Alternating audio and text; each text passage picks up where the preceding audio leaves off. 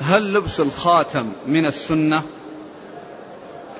الرسول صلى الله عليه وسلم ما كان يلبس الخاتم، ولكن لما قيل له أن أهل الكتاب لا يقبلون الكتاب إلا إذا كان مختوما عليه ختم، اتخذ خاتما وكتب عليه محمد رسول الله صلى الله عليه وسلم، فكان يختم به كتبه. فالرسول صلى الله عليه وسلم أخذه لما قيل له هذا الكلام، قبل ذلك ما كان يلبس الخاتم. ولهذا لا يقال أن اتخاذ الخاتم سنة، الإنسان الذي يلبس أخذ بالسنة، واللي ما يلبس ترك السنة، لأن الرسول صلى الله عليه وسلم استعمله لحاجة، للختم الذي يختم به ومكتوب عليه اسمه ويضعه في إصبعه عليه الصلاة والسلام، فمثل هذا سائر.